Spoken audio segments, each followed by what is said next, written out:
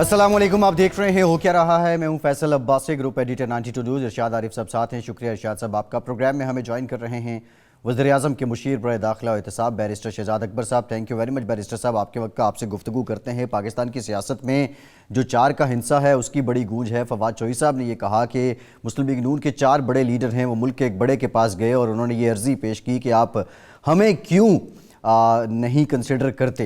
अब सवाल ये है कि क्या मुस्लिम लीग नून में ये सोच पाई जाती है कि नवाज शरीफ साहब को किसी तरह राइट ऑफ कर दिया जाए। इस पर भी डिटेल बात करेंगे। दूसरी जानिब जो शहबाज गिल साहब हैं उन्होंने भी 4 से मुताल्लिक़ की बात की। शेख रशीद साहब भी 4 ही की बात कर रहे हैं। ये 4 हकीकत है या सिर्फ फसाना है। पीडीएम का लॉन्ग मार्च भी कुछ खटाई में पड़ता नज़र आ रहा है। वो नजरसानी कर रहे हैं। केपीके में बल्दियाती इंतखाबात का दूसरा मरहला है। पीडीएम की स्ट्रैटेजी जो अब तक रही है उसमें वो कितने कामयाब हो सके हैं, इस पर भी डिटेल बात करेंगे। एहतसाब को लेकर वज़ीर-ए-आज़म साहब ने एक टीवी इंटरव्यू में कहा था कि वो 3-4 साल में एहतसाब नहीं कर सके हैं, इसमें उन्हें नाकामी हुई है। अब इसकी जो रीज़न्स हैं वो हम जानने की कोशिश करेंगे शहजाद अकबर साहब से। और मुल्क में सदारती निज़ाम लाने की भी बहुत ज़्यादा बहस हो रही है। क्या पाकिस्तान के मौजूदा पार्लिमानी निज़ाम में और जो मौजूदा आइन है, इस आइन को साइड पे रख के क्या कोई दूसरा आइन ऐसा लाया जा सकता है, और वो कितना आसान है कि मुल्क में सदारती निज़ाम ला सकें। इन सब पे बात करेंगे। लेकिन इरशाद साहब, ये 4 का हिंसा, फिर से इसकी गूंज, और इससे पहले डील और ढील की बातें बहुत ज़्यादा थीं। ISPR ने भी इसकी खुल के तरदीद की थी। लेकिन अब जब हुकूमती तर्जुमान कह रहे हैं, फवाद चौधरी साहब कह रहे हैं कि 4 बड़े लोगों ने मुल्क के बड़ों से बात की और अपनी अर्जी पेश की, अब इसको हकीकत समझ लिया जाए इरशाद साहब। देखें, दिलचस्प बात यह है कि हुकूमत यानी अपोजिशन के तो ये मफाद में है, और नवाज शरीफ साहब के और मुस्लिम लीग नून के, कि वो मियाँ साहब को और शरीफ ख़ानदान को रेलेवेंट रखने के लिए वो इस तरह की बातें करें, डील की बातें करें, क्योंकि उससे एक तो उनके कारकुन का हौसला बुलंद होता है, उनके वोटर का हौसला बुलंद होता है, दूसरा जमात के अंदर जो है इत्तेहाद पैदा होता है कि ठीक है जी, हम कहीं नहीं जा रहे, हमें भी मौका मिल रहा है, नियर फ्यूचर में हमें मौका मिल सकता है।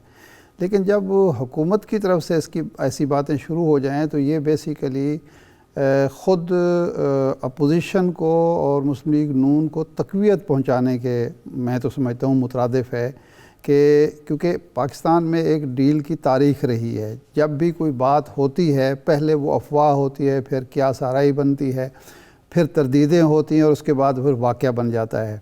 मियाँ नवाज शरीफ साहब की डील की बात शुरू हुई मुशर्रफ के दौर में, फिर वो हकीकत में बदल गई।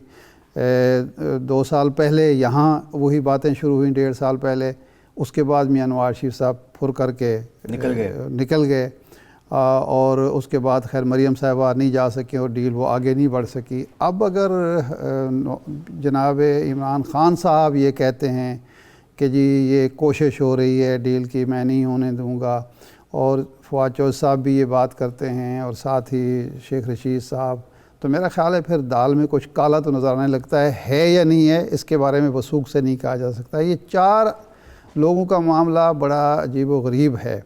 इस हवाले से बहुत सारी बातें ख़ुद मुस्लिम लीग की सफ़ों में भी हैं। आपको याद होगा कि एक पार्लिमानी पार्टी में ख्वाजा आसिफ ने कहा था कि इस छत के नीचे 5 वज़ारत उज़्मा के उम्मीदवार बैठे हुए हैं, तो फिर हम बाहर क्या करेंगे, कैसे करेंगे, हमें तो ख़ुद मुत्तहद होना चाहिए किसी मामले में। और ये 4 नाम गर्दिश कर रहे हैं, उसमें मैं ये नहीं कह रहा कि हकीकत भी है, उसमें शायद खाकान अब्बासी साहब का नाम है, अयाज सादिक साहब का नाम है, ख्वाजा आसिफ साहब का नाम है, और एक नाम के बारे में थोड़ी सी कन्फ्यूजन है, वो कराची से हैं, वो मिफ्ता इस्माइल भी हो सकते हैं, ज़ुबैर उमर साहब भी हो सकते हैं। लेकिन ये बातें हो रही हैं मुस्लिम लीग की सफ़ों में। लेकिन जब हुकूमत के वज़राए कराम ये बात करते हैं कर देते तो हैं, इस पे थोड़ा बहुत धचका लगता है। और एहतसाब मिशन को कितना ये मुतासिर करता है, और एहतसाब मिशन देखें ना, अगर ये मैं महज अफवाह समझ लूँ या एक डिसइंफॉर्मेशन समझ लूँ, तो एहतसाब के मिशन को तो खुद ब्यूरोक्रेसी अलर्ट हो जाती है। एहतसाब के इदारे सोचना शुरू कर देते हैं कि यार ये कल के अगर हुक्मरान हैं, इन्होंने वज़ीर आज़म बन के आना है, तो हमें भी थोड़ा सा हाथ हल्का रखना चाहिए। तो नुकसान तो होता है, लेकिन हमारे पास चूँकि मौजूद हैं जनाब शहजाद अकबर साहब, उनसे हम ये सवाल तो बाद में करेंगे कि ये क्या हकीकत क्या है 4 की। لیکن آج آپ کی میٹنگ ہوئی شہزاد اکبر صاحب، جس میں آپ نے وہ جو تحویل مجرمان کا معاہدہ ہے اس کے بارے میں پیش رفت کا جائزہ لیا، اور جو اطلاعات ٹی وی کے ذریعے چینلز کے ذریعے ہمارے پاس ہیں وہ یہ ہے کہ اس معاہدے پر مزید غور و خوض ہوگا، پھر آپ کیبنٹ سے منظوری لیں گے۔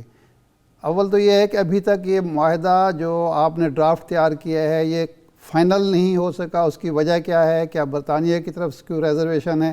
اور دوسرا، یہ کب تک حتمی منظوری کے لیے وفاقی کابینہ کے سامنے پیش ہوگا؟ شکریہ ارشاد صاحب۔ دیکھیے، یہ جو مجرمان کی تحویل کا معاہدہ ہے وہ تو آلریڈی ایگزسٹ کرتا ہے برطانیہ اور پاکستان کے دوران۔ یہ جو آج جس کے اوپر میٹنگ تھی انٹیریئر منسٹری میں، وہ بیسیکلی ریٹرنیز ایگریمنٹ ہے کہ جو ویزا اوور اسٹیئرز ہوتے ہیں، جن کے ویزے کی میعاد ختم ہو چکی ہوتی ہے اور امیگریشن کے قوانین کے تحت ان کا برطانیہ میں مزید رہنا جو ہے وہ ممکن نہیں ہوتا، لیکن وہ آنے سے انکاری ہوتے ہیں، تو اس صورت میں ان کو ڈپورٹ کیا جا سکتا ہے۔ یہ معاہدہ ماضی میں ایگزسٹ کرتا تھا، پھر جب ای یو سے ختم ہوا، ان کا بریگزٹ ہوا، تو اس کی جگہ اب ایک بائی لیٹرل ٹریٹی ہو رہی ہے۔ یہ ٹریٹی جو تھی اس کو پیش کیا گیا تھا کابینہ میں 2-3 ہفتے پہلے، تو اس میں مزید غور و خوض کے لیے ایک 4 رکنی کمیٹی بنائی گئی تھی، جس میں انٹیریئر منسٹر شیخ رشید صاحب، اپنے شاہ محمود قریشی صاحب، ڈاکٹر شری مزاری اور میں 4 اس کے رکن تھے۔ تو آج اس پہ کچھ مزید ڈسکشنز ہوئی ہیں، اور وہ 1-2 نئی اس کے اندر کچھ ایڈیشنز کرنے کی بات ہوئی ہے جو برطانوی حکام سے ڈسکس ہوگی، اور اگر وہ ایگری کریں گے تو 1 سے 2 ہفتوں میں یہ کابینہ کے سامنے پیش کے لیے آ جائے گا۔ تو جب یہ معاہدہ ہو جاتا ہے تو وہ جو لوگ ویزا اوور اسٹیئرز ہیں، جن کا ڈیپورٹیشن کا معاملہ ہے، جو ڈیپورٹ ہونے ہیں، اس میں آسانی ہوگی، کیونکہ اس سے پھر برطانیہ جو ہے وہ اسپیشل فلائٹ کے تھرو بھی ان لوگوں کو پاکستان واپس بھیج سکتا ہے۔ تو شہزاد اکبر صاحب، آپ یہ سمجھتے ہیں کہ اگر یہ معاہدہ ہو جاتا ہے تو اس کے اثرات میاں نواز شریف پر پڑیں گے، اور پھر حکومت سیاسی کوئی بہانہ نہیں بنائے گی برطانیہ کی اور ان کو رپورٹ کر دے گی؟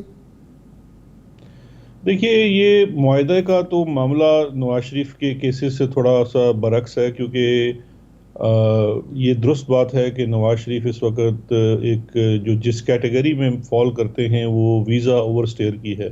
ان کا ویزا وہاں پہ اس وقت ویلڈ نہیں ہے، کیونکہ وہ 6 ماہ سے زیادہ مدت ایک سٹریچ میں وہاں قیام نہیں کر سکتے، اور وہ تقریباً 18 ماہ سے ہیں۔ ابھی وہ اصل میں جوڈیشل پروسیس سے گزر رہے ہیں، کیونکہ برطانوی حکومت نے تو انہیں ڈپورٹ کرنے کا کہہ دیا، اور یہ کہا کہ آپ کو ایکسٹینشن نہیں دی جا سکتی، آپ واپس اپنے ملک چلے جائیں، کیونکہ ہیلتھ گراؤنڈ ایگزسٹ نہیں کرتی۔ اس معاملے کو نواز شریف نے چیلنج کیا ہوا ہے امیگریشن ٹریبیونل میں، اور اگر ٹریبیونل کا فیصلہ ہو جاتا ہے کہ یہ سیکرٹری آف اسٹیٹ کا فیصلہ درست تھا، تو پھر نواز شریف کو وطن واپس آنا ہوگا، یا ایک ان کی رائٹ ٹو اپیل مزید ہے۔ لیکن یہ بات درست ہے کہ وہ اس وقت ان کا سٹیٹس جو ہے وہ ایک امیگرینٹ کا جو اوور اسٹیئر کا ہے وہ ہے، اور اس معاہدے کے تحت اگر جب ان کا جوڈیشل پروسیس پورا ہو جاتا ہے تو وہ ڈیپورٹ کیے جا سکتے ہیں۔ تو جس طرح سے باقی جتنے وہاں پہ امیگریشن وائلیٹرز اور اوور اسٹیئرز ہیں، اسی کے ساتھ ان کو واپس بھیجا جا سکتا ہے۔ اب شہباز شریف صاحب کا معاملہ بھی پھر آپ پنجاب حکومت کی کورٹ میں ڈال دیا، آپ نے اٹارنی جنرل صاحب نے خط لکھ دیا کہ آپ اس کے پروسیس پورا کریں، تو یہ اب کب تک پروسیس مکمل ہو کہ آپ عدالت میں جائیں گے کہ شہباز شریف صاحب کی ضمانت منسوخ کی جائے یا ان پر توہین عدالت لگائی جائے اور ان کو نااہل قرار دیا جائے؟ جی، وفاقی کابینہ نے پچھلے ہی میٹنگ کے اندر یہ جو معاملہ تھا یہ اٹارنی جنرل صاحب کے سپرد کیا تھا، کیونکہ وفاقی حکومت ہی اس کیس میں پارٹی تھی جس میں شہباز شریف صاحب کی انڈر ٹیکنگ کے اوپر اور نواز شریف کی اپنی انڈر ٹیکنگ کے اوپر انہیں باہر جانے دیا گیا تھا۔ جی، تو اب وہ جو انڈر ٹیکنگ کے جو مدرجات تھے ان کے مطابق جو انہوں نے اپنے ہیلتھ گراؤنڈ اور جو ان کا جس وجہ سے وہ برطانیہ میں مقیم ہیں اس کو بھی کوالیفائی کرنا تھا ود میڈیکل رپورٹس، اور حکومت پاکستان کو ایکسیس دینی تھی اپنے فزیشنز تک۔ اب وہ دونوں چیزیں پوری نہیں کی گئی، تو عدالت میں جانے سے پہلے اٹارنی جنرل صاحب نے پنجاب حکومت کی جو ہوم ڈپارٹمنٹ ہے اور ہیلتھ ڈپارٹمنٹ کو لکھا کہ ان کے جو سبمٹ کردہ میڈیکل لیٹرز ہیں، کیونکہ ہم نے کافی دیکھا ہے اس کے اندر ان کا کوئی میڈیکل سرٹیفکیٹ جس میں ان کی میڈیکل رپورٹس ہوں، ان کی ٹریٹمنٹ ہوں، وہ نہیں ہیں. ایک ان کے بڑے پرانے ڈاکٹر ہیں، ڈاکٹر لارنس رمیش، جو ہارلے کلینک ہے وہاں پہ اس میں ہیں، پرائیویٹ کلینک ہے. ان کی کچھ 4 چٹھیاں ہیں جس کے اندر نواز شریف صاحب کی کچھ جنرل ایک ہیلتھ کے بارے میں باتیں لکھی گئی ہیں.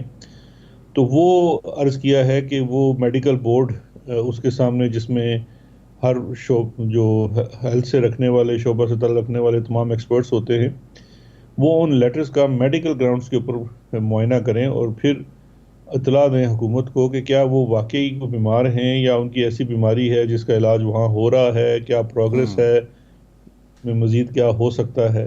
کیونکہ وہی بیسس بنے گا پھر عدالت کے پاس جانے ٹھیک ہے کا. کیونکہ ٹھیک ہے. اگر میڈیکل یہ سمجھتا ہے کہ وہ ان کو کوئی بیماری نہیں ہے اور ان کا کوئی علاج نہیں ہوا، تو اس کا مطلب ہے کہ وہ اپنے انڈرٹیکنگ کی وائلیشن کر رہے ہیں.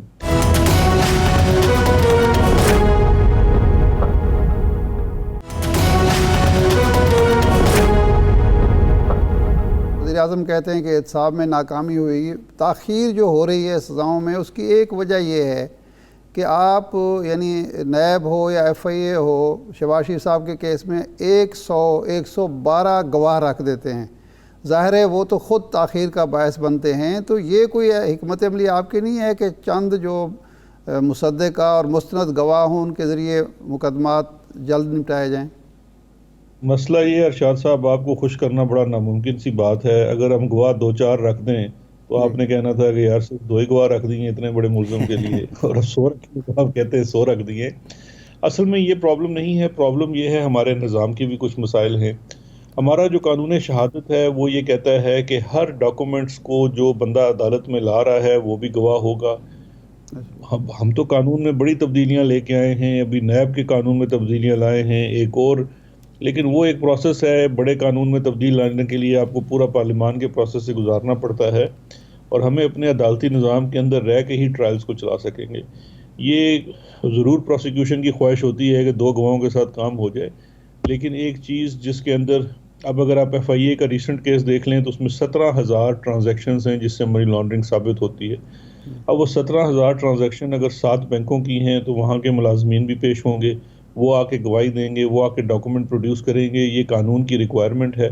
اسی طرح سے جو ان کی منی لانڈرنگ کا کیس ہے جو نیب کے پاس چل رہا ہے، جس میں بے نامی T T fake T Ts ہیں، تو جن لوگوں کے نام پہ ٹی ٹیز ہوئی ہیں انہوں نے عدالت میں آ کے بیان بھی تو دینا ہے کہ جی یہ پیسے میں نے نہیں بھجوائے ہیں، یہ پیسے میں نے بھجوائے ہیں.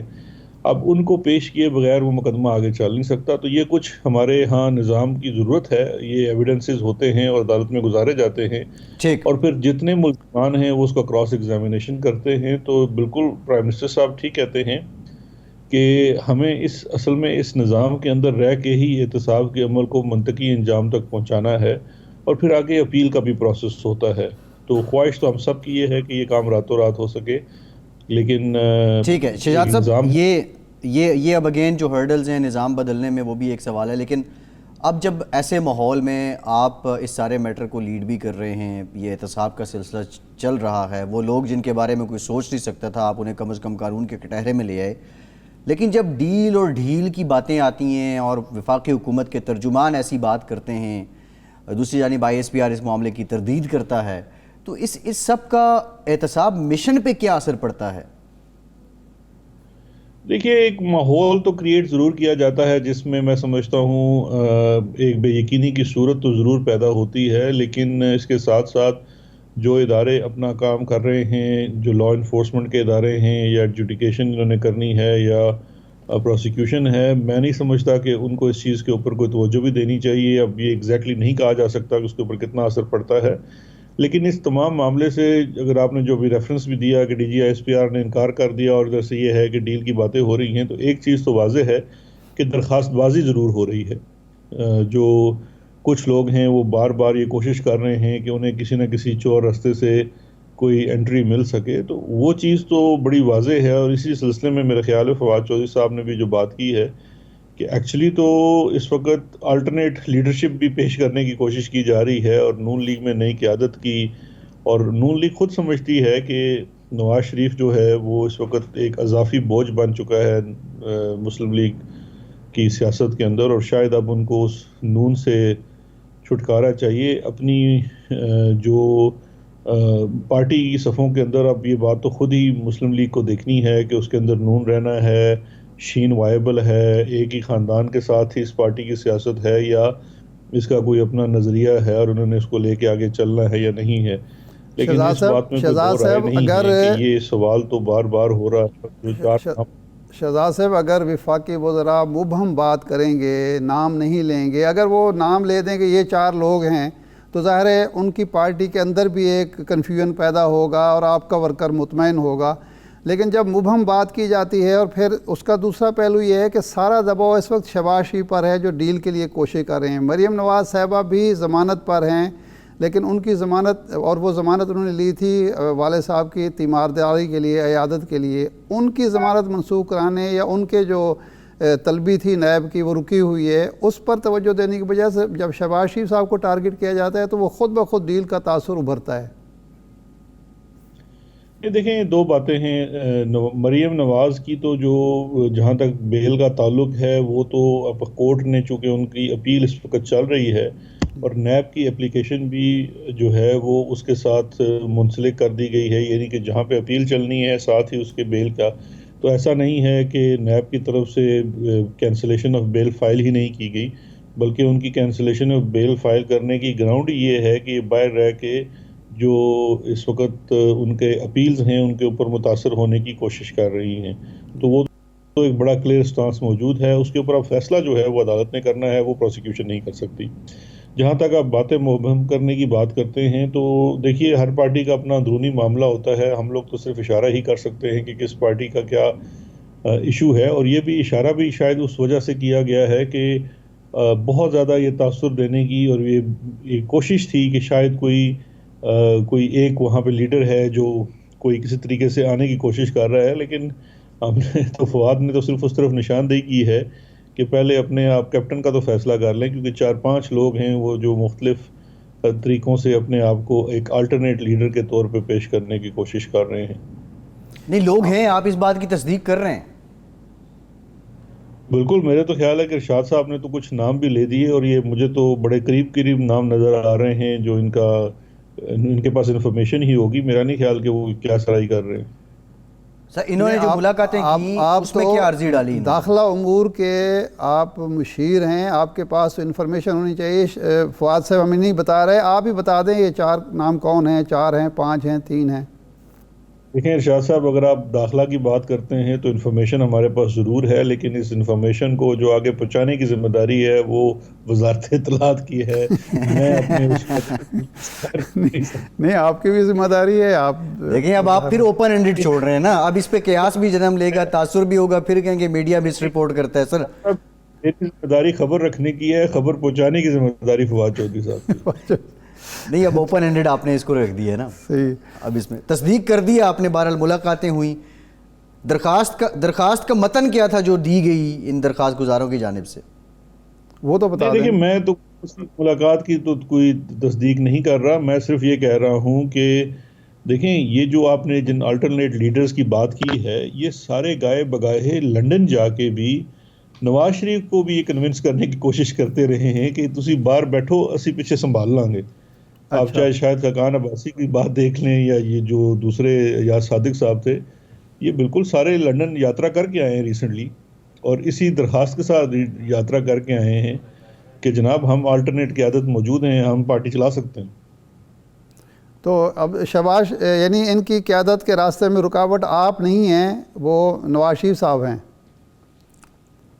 جی ظاہری بات ہے، دیکھیں وہ ہر پارٹی کے کلچر کی بات ہوتی ہے. نون لیگ کا تو کلچر یہی ہے کہ جنریشن در جنریشن، یعنی کہ اگلی دوسری جو ان کی جنریشن کو تیار کیا جا رہا ہے. ورنہ تو اگر آپ دیکھیے مریم صاحبہ کو اگر نواز شریف سمجھتے ہیں، ایک عام تاثر یہ ہے کہ شہباز شریف خود بھی وزیر اعظم بننا چاہتے ہیں، اور نواز شریف صاحب کی خواہش شاید یہ ہے کہ ان کی صاحبزادی جو ہے مریم بن سکے.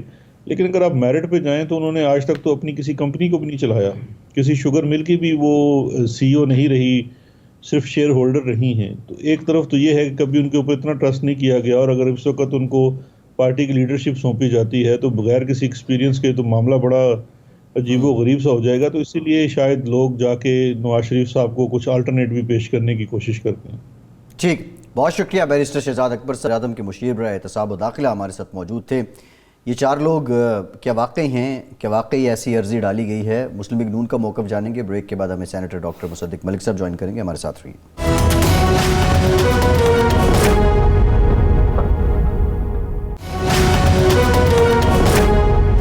بریک کے بعد ایک بار پھر سے آپ کا خیر مقدم کرتے ہیں. ہمیں جوائن کیا ہے مسلم لیگ نون کے سینئر رہنما سینیٹر ڈاکٹر مصدق ملک صاحب نے. ڈاکٹر صاحب thank you very much for your time. Doctor صاحب 4 کا ہنسا پھر توجہ طلب ہے پاکستان کی سیاست میں. فواد چوہی صاحب کہہ رہے ہیں کہ نون لیگ کے 4 بڑے لوگ ہیں جو نواز شریف صاحب کی جگہ لینا چاہتے ہیں اور انہوں نے ملک کے ایک بڑے سے بات کی ہے. کیا آپ کی جماعت میں یہ سوچ ہے کہ نواز شریف صاحب کو رائٹ آف کر دیا جائے؟ جی میرے خیال میں سب سے پہلے تو سوال جو اہم ہے وہ یہ ہے کہ کس بڑے سے بات کی ہے جی. کیونکہ مجھے لگتا ہے کہ یہ ایک ملائن کرنے کا طریقہ کار ہے جو مسلسل چلتا آ رہا ہے. اگر آپ نے ابھی میرے خیال میں آپ ایک لیڈر سے بات کر رہے تھے پی ٹی آئی کے، اور فواد چودھری صاحب بھی تشریف رکھتے ہیں، آپ ہی کے ایک فون کال اوے ہیں، تو ان سے یہ پوچھیں کہ وہ کون بڑے ہیں جن کے ساتھ یہ بات ہوئی ہے اور کون ہیں بڑے جو ریاست کے بہاف کے اوپر ڈیل کر رہے ہیں. کیونکہ اصل جو مقدمہ پیش کر رہے ہیں وہ تو یہی کر رہے ہیں نا کہ کسی بڑے سے بات ہوئی ہے. تو 2 سوال اٹھتے ہیں کہ بڑا کون ہے جس سے بات ہو رہی ہے، اور وہ کون 4 لوگ ہیں جو بات کر رہے ہیں. کیونکہ ابھی تھوڑی دن پہلے DGISPR نے بھی ایک پریس کانفرنس کی تھی جس میں انہوں نے کہا تھا کہ ہمیں آپ ان معاملات سے دور رکھیں اور یہ بڑے چھوٹے کا ذکر نہ کریں، اور اگر آپ کے پاس کوئی ڈیل کا ثبوت ہے تو وہ سامنے لائیں. تو میں بھی آپ کے سامنے وہی کہوں گا کہ اگر کوئی ڈیل کا واقعی ثبوت ہے یا کوئی شک بھی ہے تو ذرا کوئی نہ کوئی اس کا شائبہ کہیں سایہ پڑا ہوگا، کسی شخص کا نام ہوگا. مدینہ کی ریاست میں تو لوگوں کو اخلاقی جرت ہوا کرتی تھی نا. تو اگر آپ ایسی بات کر رہے ہیں تو تھوڑی سی اخلاقی جرت تو دکھانی چاہیے اور بتانا چاہیے کہ فلاں 4 لوگ جو ہیں وہ فلاں بڑے سے ملے ہیں اور یہ بات ہوئی ہے وہاں پہ. تو یہ تو بنیادی طور پہ 3 دن پہلے جو خٹک صاحب نے حملہ کیا ہے، جو شب خون مارا عمران خان صاحب پہ، یا نور عالم صاحب نے جو گفتگو فرمائی فلور آف دا ہاؤس پہ، یعنی انہوں نے یہ نہیں کہا کہ کسی نے کہا ہے، کسی سے کہا ہے، جا کے کہا ہے اور ہم بتا رہے ہیں. انہوں نے سامنے کھڑے ہو کے اخلاقی جرت دکھاتے ہوئے یہ گفتگو کی، اور جو بھی گفتگو کی وہ ٹیلی ویژن پہ رپورٹ ہوئی، اخباروں میں رپورٹ ہوئی. یہ فواد چودھری صاحب کا جواب تھا. کیونکہ ایک ہی بات، یا تو گفتگو ہو سکتی تھی اس بات پہ کہ خٹک صاحب نے کیا کہا ہے یا نور عالم صاحب نے کیا کہا ہے، یا ملک میں جس دن انہوں نے یہ اعلان کیا ہے 4 لوگوں کا، اس سے 1 دن پہلے پٹرول کی قیمت کتنی بڑھی ہے، یا اس سے 2 دن پہلے بجلی کی قیمت کتنی بڑھی ہے. اگر فواد صاحب بڑے ایفیکٹو ماشاءاللہ منسٹر ہیں انفارمیشن کے، اگر وہ یہ تمام نہ کریں تو آج آپ مجھ سے پوچھ رہے ہوتے کہ 4 روپے ایک رات میں قیمت بڑھ گئی تیل کی، اور اس سے 2 دن پہلے 4 روپے قیمت بڑھ گئی بجلی کی، اور وہ تمام وعدے کہ 162 ارب جو ہیں اس سے دواؤں کی قیمت نیچے آئے گی. جیسے ہی بل پاس ہوا تو قیمت تو دواؤں کی اوپر چلی گئی. ذیابطیس یعنی شوگر کی دواؤں کی قیمت بھی اوپر چلی گئی، اور ہارٹ اٹیک کی قیمت کی دواؤں کی قیمت بھی اوپر چلی گئی. تو اب وہ گفتگو تو نہیں ہو رہی، نہ بالکل خٹک صاحب کی ہو رہی ہے. یہ بڑی اچھی ڈائیورژن کی ایک ٹیکنیک ہے کہ آپ الزام لگا دیں کسی پہ. جی ملک صاحب، یہ تو فواد چودھری صاحب نے تو بیان بعد میں دیا. جب ایاز صادق صاحب لندن گئے، میاں نواز شریف صاحب سے ملاقات ہوئی، ایک ملاقات ہوئی، پھر دوسری ملاقات ہوئی، واپس آئے تو انہوں نے کہا کہ میں 20 جنوری کو واپس جا رہا ہوں اور میاں نواز شریف صاحب کو ساتھ لے کے آؤں گا. اب شاید وہ فروری کے پہلے ہفتے میں جا بھی رہے ہیں.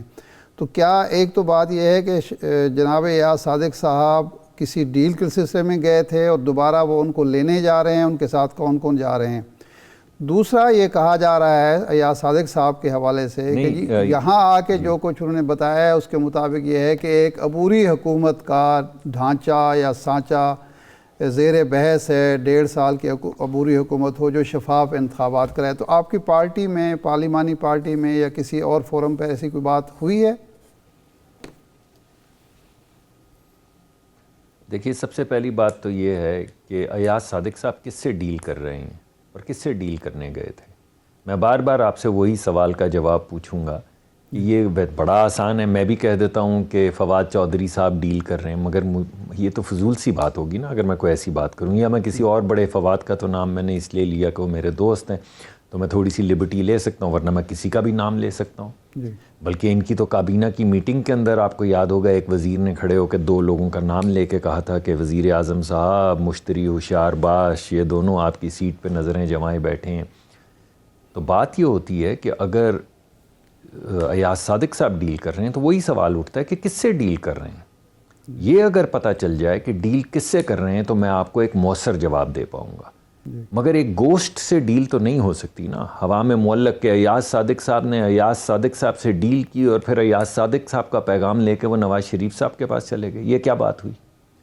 جہاں تک آپ کے دوسرے سوال کا تعلق ہے، ہماری پارٹی کا موقف یہ ہے، ابھی تک یہ موقف ہے کہ ایک فیئر الیکشن ہونا چاہیے اور جلد از جلد فیئر الیکشن ہونا چاہیے. اور اس کے علاوہ ابھی کوئی پارلیمانی کمیٹی میں کوئی اور نیا طریقہ کار، کوئی نیا موقف سامنے نہیں آیا. یہی اسی موقف پہ بار بار بات ہو رہی ہے کہ یہ جو بوجھ عوام پہ ڈالا جا رہا ہے، جس میں چینی کی قیمت 50 روپے سے 100 روپے ہو گئی ہے، گندم کی بوری کی قیمت 360 روپے سے 750 روپے ہو گئی ہے، گھی کے ڈبے کی قیمت 148 روپے سے 360-70 روپے ہو گئی ہے، رائس کی قیمت جو ہے 75 روپے سے 120 روپے ہو گئی ہے، مرغی کی قیمت 190 روپے سے 290 روپے تک ہو چکی ہے، دودھ کی قیمت 84 روپے سے 130-35 روپے ہو چکی. یہ ہے وہ بات. یہ بوجھ کون اٹھائے گا بتائیے اگر کوئی عبوری حکومت. لیکن ڈاکٹر صاحب سوال یہ بھی تو ہے نا کہ اپوزیشن جتنی ایفرٹ کرتی رہی ہے، اپوزیشن نے جتنی ایفرٹ کی ہے یا اس حکومت کے خلاف جو مزاحمت کی ہے، اس کے ثمرات عوام کو تو نہیں ملے ہیں نا. اگر اتنی اپوزیشن کی مزاحمت کا کوئی اثر ہوتا، حکومت دباؤ میں آتی، یہ منی بجٹ نہ آتا، ٹیکسز کم ہو جاتے، مہنگائی کم ہو جاتی، تو یہ ثمرات کیوں نہیں مل سکے اپوزیشن کو؟ دوسرا یہ ہے کہ حکومت از خود تو نہیں جائے گی. شفاف الیکشن کا بھی کوئی طریقہ کار ہوگا کہ کیسے ہوں، کون کروائے. جی پہلی بات کا میں جواب دیتا ہوں. عباسی صاحب، یہ بوجھ تو اس پہ ہوتا ہے نا. دیکھیے، آپ اگر ووٹ لے کر آئے ہوں، سلیکٹ ہو کر نہ آئے ہوں، الیکٹ ہو کر آئے ہوں، تو پھر جو عوام کا مقدمہ جب آپ کے سامنے آتا ہے تو آپ اس سے لاپرواہ نہیں ہو سکتے، آپ بے پرواہ نہیں ہو سکتے. آپ یہ نہیں کہہ سکتے کہ میں کیا کروں، لوگوں کو بولو روٹی کم کھائیں یا چینی کم کھائیں. یہ گفتگو کوئی بھی سیاسی آدمی نہیں کر سکتا. یہ وہی آدمی کر سکتا ہے گفتگو جو ووٹ لے کر نہ آیا ہو. اور یہی اس وقت ہماری مصیبت ہے کہ جو لوگ سیاسی ہیں، مثلا خٹک صاحب نے کیا لڑائی کی، ان کا کیا مقدمہ تھا؟ انہوں نے کہا میرے صوبے میں جہاں ابھی ہم الیکشن ہارے ہیں، دیکھیں اتنے دن سے گیس نہیں آئی، بجلی کی لوڈ شیڈنگ ہو رہی ہے. آپ ایک ہی سانس میں کہتے ہیں کہ بجلی انہوں نے بہت زیادہ لگا دی، پھر 20 گھنٹے لوڈ شیڈنگ کرتے ہیں. آپ ایک ہی سانس میں کہتے ہیں کہ انہوں نے بے شمار کانٹریکٹ کر لیے اور اتنے مہنگے گیس کے کانٹریکٹ کر لیے، اور پھر لوگوں کے چولہے بند ہو جاتے ہیں. اگر کانٹریکٹ کیے ہیں، اگر پائپ لائن لگی ہے، اگر ری گیسیفیکیشن کے پلانٹ لگے ہیں، تو آپ سے صرف گیس نہیں خریدی جا رہی کہ لوگوں کے چولہے جل سکیں اور جو ملک کی معیشت ہے اس کا پہیہ ہمارے کارخانوں کے ذریعے چل سکے. تو سوال یہ پیدا ہوتا ہے، یہ مقدمہ تو ہم سامنے رکھ رہے ہیں. اب بجٹ کے اوپر کتنی ہم نے شور مچایا ہے، اندر بھی شور مچایا ہے، باہر بھی شور مچا رہے ہیں، لیکن کان پہ جوں اس وجہ سے حکومت کی نہیں رینگ رہی کیونکہ یہ حکومت ووٹ کا بوجھ نہیں اٹھا رہی. اس کو فرق نہیں پڑتا، یہ سمجھتی نہیں ہے. ان کو معلوم ہے کہ ہم ووٹ لے کر نہیں آئے تو لوگ چیختے رہیں، مرتے رہیں. آپ کو یاد ہوگا بنگال میں 1776 میں جب گریٹ بنگال کا فیمن ہوا تھا تو اس وقت بنگال میں سے جو اناج تھا وہ ایکسپورٹ ہو رہا تھا یورپ میں. یہ تو ایسٹ انڈیا کمپنی ہے. ایسٹ انڈیا کمپنی کو کیا فرق پڑتا ہے کہ 20 لاکھ لوگ مر جائیں یا 30 لاکھ لوگ مر جائیں. آپ کو یاد ہوگا بنگال کے قحط میں تاریخ میں یہ رقم ہے کہ لاکھوں، یعنی 10 20 25 30 لاکھ لوگ مر گئے تھے اور وہاں سے اناج ایکسپورٹ ہو رہا تھا. تو کسی کے کان پہ جوں رینگی تھی جی، تو آج کیوں رینگے گی؟ ملک صاحب، یہ جو نئی IMF ہے یہ کیا ہے جی؟ ملک صاحب یہ ایسٹ انڈیا کمپنی کی طرح بیہیو نہیں کر رہی کیا؟ یہ جو نئے وائس رائے، جی ملک صاحب، اپوزیشن کا کام ایک متبادل دینا ہوتا ہے. ہمارے ہی پروگرام میں شاہد خاقان عباسی صاحب نے، ایاز صادق صاحب نے، خرم دستگیر صاحب نے دعویٰ کیا کہ 20 سے 30 کے درمیان ارکان ہیں تحریک انصاف کے جو نون لیگ سے رابطے میں ہے. اگر 20 ارکان آپ کے پاس ہوں، عدم اعتماد آپ نہیں لا سکتے، حکومت پر دباؤ آپ نہیں بڑھا سکتے، عوام کو ریلیف آپ نہیں دے سکتے، تو اس کا مطلب ہے یا تو آپ خود چاہتے ہیں کہ یہ سسٹم اسی طرح چلتا رہے، یا پھر وہ ہے کہ جب تک نواز شریف صاحب اہل نہیں ہوتے وزیر اعظم بننے کے اس وقت تک عوام پستے رہیں؟ تو یہ آپ کے پاس متبادل بھی تو ہونا چاہیے. نہیں دیکھیے بات یہ ہے کہ یہ بوجھ اٹھانا آسان تو نہیں ہے نا. حکومت کی جس نے مخالفت کی، آپ نے شاہد خاقان عباسی صاحب کا ذکر کیا. شاہد خاقان عباسی صاحب 9 مہینے موت کی کال کوٹری میں رہ کر آئے ہیں. اس سے پہلے 60 دن ان کو آئسولیشن میں رکھا، کسی فرد کو ان سے بات بھی نہیں کرنے دی، بالکل ایک کمرے میں بند کر کے رکھا. یہ جرت ہر ایک میں تو نہیں ہوتی. آپ نے دیکھا خواجہ سعد رفیق صاحب اور خواجہ سلمان رفیق صاحب کو، وہ کتنے سال رہ کر آئے جیل میں.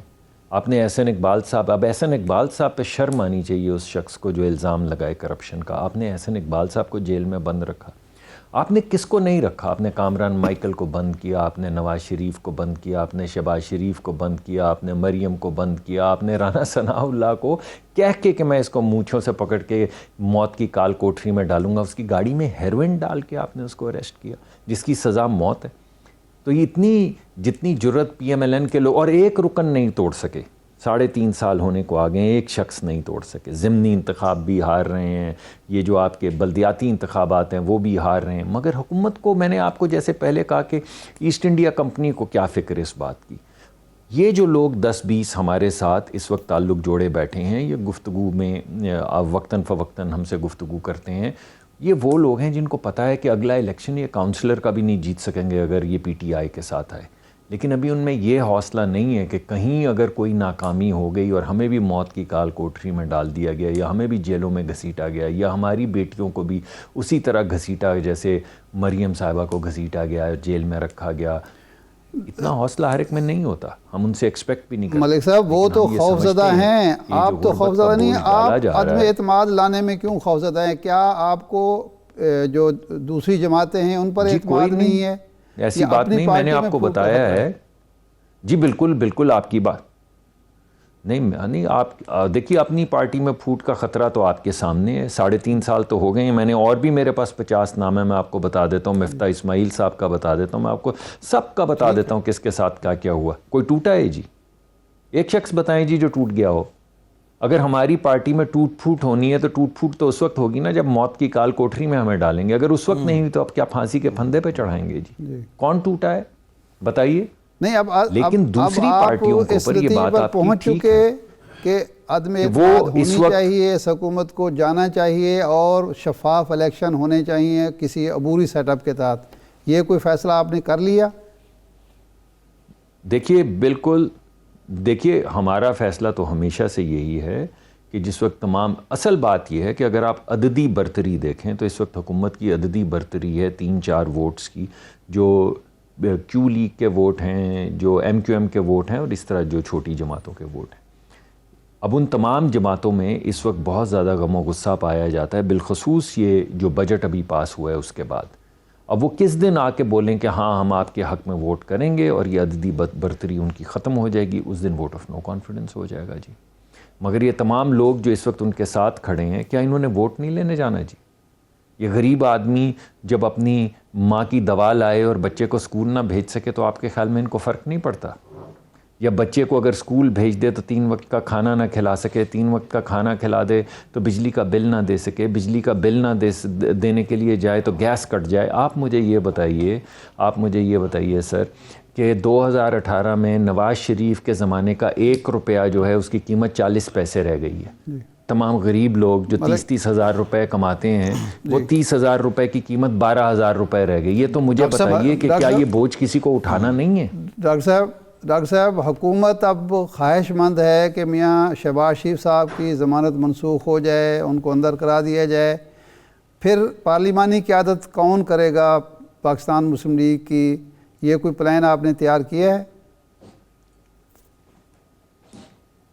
جی اس سے پہلے جب شہباز شریف صاحب کو اندر کیا تھا تو پارٹی کیا کسی کیوس کا شکار ہو گئی تھی؟ پارٹی کی لیڈرشپ میں کچھ کمی تھی؟ آپ ذرا گنیں تو صحیح ہمارے لیڈران جو ہیں، اور دیکھیے ہر ایک کا 20-20 30-30 سال کا سیاست کرنے کا ایکسپیرینس ہے، اپوزیشن کرنے کا ایکسپیرینس ہے، منسٹریز چلانے کا ایکسپیرینس ہے. ذرا ہماری وہ آپ بینچ تو دیکھیں، ذرا گننا تو شروع کریں. شاہد عباسی سے لے کے خواجہ آصف سے احسن اقبال سے خرم دستگی، آپ کہاں تک گنتے چلے جائیں گے؟ یہ ایسے تھوڑی ہے کہ سڑک سے کل آپ نے ایک بندے کو پکڑا، آج اس کو وزیر بنا دیا، پھر اس وزیر نے اس ملک کے ساتھ کیا کیا وہ سب آپ کے سامنے ہے۔ ایسا کون ہے ہمارے اندر آدمی؟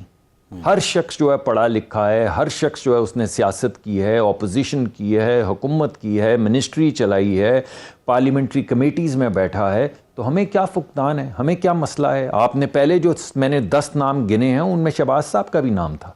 جب شہباز صاحب جیل میں تھے تو ان کا بیٹا بھی جیل میں تھا، جب ان کا بیٹا جیل میں تھا تو شاہد عباسی بھی جیل میں تھا، جب شاہد عباسی جیل میں تھا تو اس وقت احسن اقبال بھی جیل میں تھا، جب احسن اقبال جیل میں تھا تو خواجہ آصف بھی جیل میں تھا، تو کیا پارٹی کی لیڈرشپ ختم ہو گئی تھی؟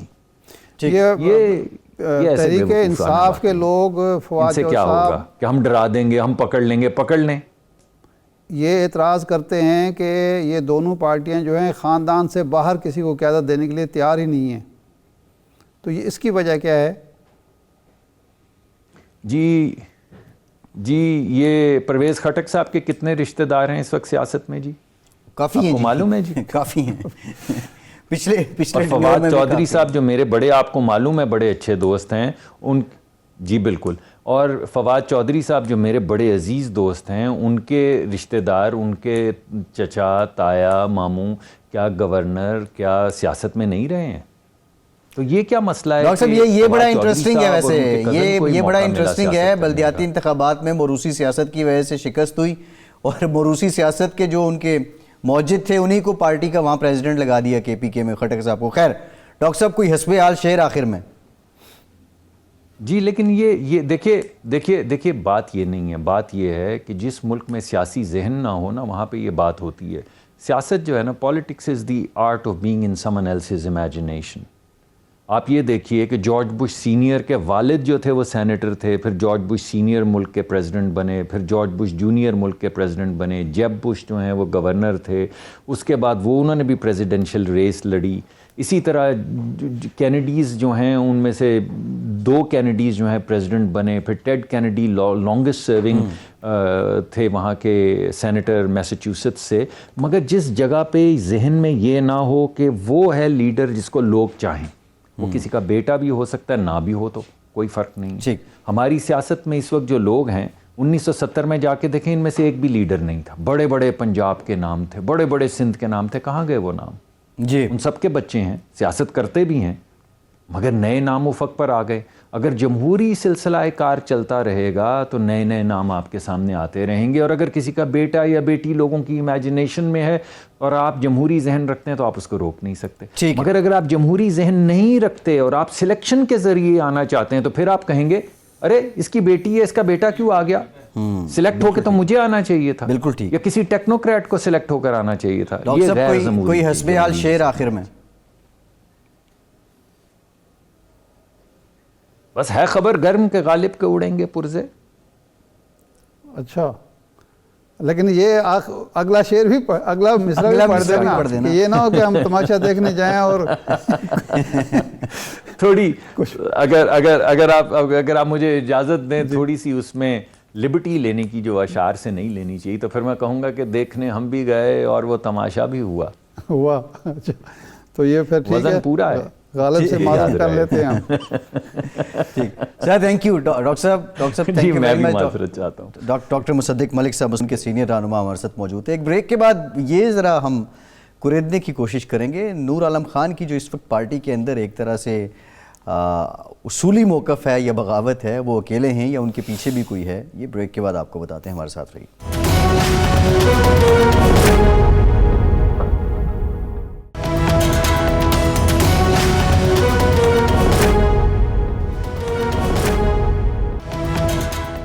بریک کے بعد ایک بار پھر سے آپ کو خوش آمدید کہیں گے۔ ارشاد صاحب، نور عالم خان صاحب کہتے ہیں کہ جو ٹریئری بینچز ہیں، اگلی 3 صفحے ہیں، اس میں جتنے لوگ بیٹھے ہوئے ہیں ان سب کے نام ECL میں ڈال دیے جائیں، اور اگر ان کے نام ECL میں ڈال دیے جائیں تو اور ان کو جو ہے وہ پابند سلاسل کر دیا جائے تو ملک کے مسائل جو ہیں وہ حل ہو جائیں گے۔ یہ بغاوت نور عالم خان صاحب کی تن تنہا ہے یا کسی کا ہاتھ ہے سر پہ؟ کوئی پارٹی لیڈر سینئر ایسا ہے جو ان کی پشت پناہی کر رہا ہو؟ دیکھیں، وہ کہتے ہیں نا کہ جہاں آگ جلتی ہے وہاں دھواں ہوتا ہے، تو دھوئیں سے اندازہ ہوتا ہے کہ کچھ نیچے کچھ نہ کچھ موجود ہے، یہ اکیلا دھواں نہیں ہے۔ اس دن جو پرویز خٹک صاحب نے رویہ اختیار کیا وزیر اعظم کے ساتھ، تردید تو خیر ہوتی رہتی ہیں اس طرح کے واقعات کی، لیکن جب انہوں نے خود آ کے میڈیا سے بات کی تو انہوں نے صرف ایک بات کی تردید کی کہ میں نے یہ نہیں کہا کہ میں ووٹ نہیں دوں گا۔ انہوں نے یہ نہیں کہا تھا کہ ووٹ نہیں دوں گا، انہوں نے یہ کہا تھا پرائم منسٹر اگر آپ گیس کا معاملہ حل نہیں کر سکتے تو پھر مجھے اجازت دیں کہ میں ابسٹین کروں، میں اپنے حلقے کے عوام کو، اپنے ووٹروں کو منہ دکھانے کے قابل نہیں ہوں، میں کم از کم ان کو یہ کہہ سکوں کہ جناب والا یہ جو منی بجٹ منظور کیا جا رہا ہے اس میں میری رائے شامل نہیں ہے۔ اس پہ وزیر اعظم نے کہا کہ آپ مجھے بلیک میل کر رہے ہیں اور یہ بات آپ پبلکلی یا پارلیمانی پارٹی میں کیوں کر رہے ہیں۔ لیکن اس پہ سوال جو اس دن بھی ہم نے اٹھایا تھا کہ ایک تجربہ کار وزیر ہے جو حکومتی نزاکتوں سے بھی واقف ہے، پارلیمانی تقاضوں سے بھی واقف ہے، وہ 2 دفعہ صوبائی وزیر میں رہ چکے ہیں، 1 دفعہ وزیر اعلیٰ رہ چکے ہیں، زندگی ساری سیاست میں گزاری ہے۔ تو اگر وہ ایک بات ایک بڑے فورم پہ کر رہا ہے تو اس کا مطلب یہ ہے کہ یا تو اس کی بات اکیلے میں سنی نہیں گئی، کیبنٹ میں سنی نہیں گئی یا مانی نہیں گئی، تو ان کو پھر ان کے سب کے سامنے۔ اور پھر دلچسپ بات یہ ہے کہ انہوں نے یہ کہا وزیر اعظم نے کہ آپ مجھے بلیک میل نہیں کر سکتے، لیکن وہ ہو گئے۔ اطلاع یہ ہے کہ وہ ان کی بات پھر مان لی گئی، وہ اسکیم جو منظور شدہ تھی وہ وعدہ کر لیا گیا حماد اظہر صاحب نے اور وزیر اعظم نے۔ بلیک میل میرا خیال ہے وہ ہو چکے ہیں، ہو گئے بالآخر۔ اصل میں یہ ایک 3-3.5 سال سے وزیر اعظم کا اور وزرائے کرام کا جو رویہ رہا ارکان اسمبلی سے، ایک تو بیڈ گورننس ایک ایشو ہے، مہنگائی ایک ایشو ہے، ان کے ترقیاتی کام نہیں ہوئے ایک ایشو ہے، لیکن ایک جو بے نیازی ہے وہ بھی ایک اہم وجہ ہے۔ یہ ارکان اسمبلی عادی ہیں کہ آؤ بھگت کے اور ایک خاص ماحول میں جائیں، کوئی چھوٹی ملازمت لے لی، کوئی اسکول لے لیا، کوئی سڑک لے لی، کوئی اور ترقیاتی کام۔ اب 3-3.5 سال تک ان کی بات ہی نہ سنی جائے، اور وزرائے کرام جو ہیں وہ جو ہے وہ میرٹ کے نام پر وہ ان کا کسی کا کام نہ ہو اور کسی کا ہو رہا ہو۔ دیکھو نور عالم خان نے چند اضلاع کے نام لیے کہ صرف وہی کام ہو رہے ہیں۔ یہاں پنجاب میں بھی سوابی کا نام لیا، سوات کا نام لیا، میاں والی کا نام لیا، پنجاب میں بھی یہ بات ہو رہی ہے، مسلسل ہو رہی ہے۔ 3-4 اضلاع کے نام لیے جاتے ہیں۔ جنوبی پنجاب کی ترقی کے نام پر ایک ڈویژن کو یا ایک ضلع کو نوازا جا رہا ہے یا ایک تحصیل کو نوازا جا رہا ہے۔ اب جو باقی لوگ ہوں گے وہ پھر شکایت کریں گے، اور شکایت اسی طرح سے پیدا ہوتی ہے۔ ایک جو رویہ ہے نا بے نیازی کا، وہ بھی بہت زیادہ پارلیمانی نظام میں میٹر کرتا ہے اور اس کی وجہ سے ناراضگی ہوتی ہے۔ وہ تو ہر نظام میں میٹر کرتے ہیں۔ لیکن جو چیز ان کو موجودہ حکومت کو نقصان پہنچا رہی ہے وہ اس بے نیازی سے بھی آگے ہے، وہ یہ ہے کہ حقیقت کو تسلیم نہ کرنا۔ آپ مہنگائی کو تسلیم ہی کرنے کے لیے تیار نہیں ہیں۔ کے پی کے میں آپ کو شکست ہوئی، آپ کہتے ہیں یہ تو ٹکٹوں کی غلط تقسیم ہے۔ ٹکٹوں کی غلط تقسیم کس نے کی تھی؟ کوئی اور ذمہ دار تھا؟ تو حقائق کو تسلیم کرنے سے، یہ مری کا واقعہ ہوا ہے آپ کے سامنے، جو رپورٹ آئی ہے وہ ساری باتیں درست ثابت نہیں ہو رہی جو ہم آپ دوسرے لوگ کہہ رہے تھے، اور جو کامن سینس کی باتیں، کامن سینس کی کوئی نہیں اچنبے کی بات تو ہے ہی نہیں۔ وہاں تو بڑے دورے ہوئے، بڑے اجلاس ہوئے، سب کچھ تھا، تیار تھا، گاڑیاں کھڑی ہوئی تھیں جگہ جگہ، اور لوگ الرٹ تھے۔ بس وہ برف باری اچانک شروع ہو گئی، درخت گر گئے اور اس کے بعد کچھ بھی نہیں ہو سکا۔ رپورٹ یہ کہہ رہی ہے کہ 29 میں سے 30 میں سے 29 گاڑیاں صرف ایک جگہ پہ کھڑی تھیں، جن میں نہ ڈیزل تھا نہ جن کے ڈرائیور تھے، وہ حاضر ہی نہیں تھے، یعنی وہ ڈیوٹی پر ہی نہیں تھے۔ جو برف ہٹانے والی گاڑیاں جو ہیں وہ درخت گر گئے، ان کو ہٹانے کے لیے جنگلات والے فون ہی نہیں سن رہے، ریسکیو والے آگے نمبر دیتے رہے۔ یہ آپ کی تیاری تھی۔ تو اب اگر پہلے دن وزیر اعلیٰ صاحب یا کوئی اور ذمہ دار تسلیم کرتا حقیقت کو اور پھر معذرت کرتا کہ یہ غلطی ہو گئی ہے، ہم آئندہ ٹھیک کریں گے، تو لوگوں کا غصہ کم ہو جاتا، لیکن نہیں کچھ نہیں ہے جو ہمارا تو لیکن ارشاد صاحب سوال تو اب یہ ہے نا ہوگا کہ یہ کہ ایک آدھ پچھلا جو کمزور سا افسر ہوگا اس کو سائیڈ لائن کر دیا جائے گا، اس کو سائیڈ لائن کر دیا جائے گا اور اس کو کہہ دیا جائے گا 3 مہینے کے بعد آپ کو ہم پھر اچھی پوسٹ جی بالکل یہ ایک انفارچونیٹلی یہ نظام تو چل رہا ہے نا، خراب ہوتے ہیں بلکہ بڑھتے ہیں، کم نہیں ہوتے۔ بالکل ایسے ہے، بالکل ایسے اگر جب آپ حقیقت کو تسلیم کر لیتے ہیں تو پھر اصلاح احوال کی آپ کوشش کرتے ہیں۔ اب یہ ڈیل کا یہ معاملہ بالکل یہ بڑا امپورٹنٹ پوائنٹ ہے ارشاد صاحب، اگر آپ حقیقت کی آنکھوں میں آنکھیں نہیں ملاتے تو پھر آپ اپنی اصلاح کیسے کریں گے؟ ارشاد صاحب ابھی نظام کی بات ہو رہی تھی، یہ بھی پاکستان کا ایک نظام کا حصہ ہے، ایک روایت کا حصہ ہے، انکوائری ہوتی ہے، کمزور افسر جو ہے اس کو سائیڈ پہ لگا دیا، یہ تگڑا بھی ہے اس کو OSD کر دیا، 3 مہینے بعد اس نے واپس آ جانا ہے۔ ملک میں ایک اور بحث چل نکلی ہے اور کچھ لوگوں کا یہ کہنا ہے کہ یہ نظام ایسے نہیں بدلے گا، یہاں پہ صدارتی نظام لایا جائے۔ آپ سمجھتے ہیں کہ صدارتی نظام ہی اس ملک کا حل ہے اور صدارتی نظام لانے کے لیے جو دیگر لوازمات ہیں، موجودہ جو وفاق ہے وہ اس قابل ہے کہ اس کو پورا کر سکتا ہے؟ پہلی بات تو یہ ہے کہ موجودہ آئین کے ہوتے ہوئے آپ صدارتی نظام اس ملک میں نہیں لا سکتے۔ یہ وفاقی اسلامی پارلیمانی نظام ہے، اس کو آپ اور متعدد سپریم کورٹ کے فیصلے آ چکے ہیں کہ اس کا بیسک سٹرکچر آپ تبدیل نہیں کر سکتے، یعنی پارلیمنٹ بھی نہیں تبدیل کر سکتے، آئین کی روح نہیں بدل سکتے، آئین کی روح کو آپ بدل نہیں سکتے۔ کیا موجودہ حالات میں یہ نیا آئین بن سکتا ہے اس ملک میں؟ پہلی سب سے بڑی رکاوٹ ہے کہ جس ملک میں حالت یہ ہو گئی ہو کہ 18ویں ترمیم کے ذریعے صوبے عملاً خود مختار ہو چکے ہوں، وزیر اعظم اعلان کرتے ہیں کہ لاک ڈاؤن نہیں ہوگا، لاک ڈاؤن صوبے میں ہو جاتا ہے، اس صوبے میں ہو جاتا ہے جہاں ان کی اپنی حکومت ہے۔ وزیر اعظم کہتے ہیں کہ جس اسکول بند میں کر رہا ہوں، ایک صوبہ انکار کر دیتا ہے۔ وہاں آپ نیا آئین بنا سکتے ہیں، ایک بات۔ دوسرا یہ ہے کہ اس ملک میں ایک مرتبہ صدارتی نظام آیا 7 سال کے لیے، 62 سے 69 تک، ایوب خان کے دور میں، وہ کامیاب تھا۔ وہ کوئی شخص یہ کہتا ہے کہ وہ ناکام تھا، لیکن متفقہ آئین تو اس سے پہلے نہیں تھا، لیکن وہ کامیاب تھا۔ لیکن اس کی کامیابی کی وجہ میں نہیں سمجھتا کہ اس کا صدارتی نظام ہونا تھا، وہ لوگ موجود تھے۔ ایوب خان نے ایک اچھی ٹیم سلیکٹ کی تھی جس نے صنعت اور تعلیم کے شعبے میں کام کیا، بالکل اور اس کے رزلٹ آئے۔ لوگ یہی ہوں گے اور نتائج آپ حاصل کریں کہ صدارتی نظام سے اگر یہ اس قابل ہوں تو یہ پارلیمانی نظام سے بھی ہو سکتا ہے۔ بالکل ٹھیک ہے ارشاد صاحب، پروگرام کا ٹائم ختم ہو گیا، بہت شکریہ، آپ پروگرام سے اتنا ہی اجازت دیجیے۔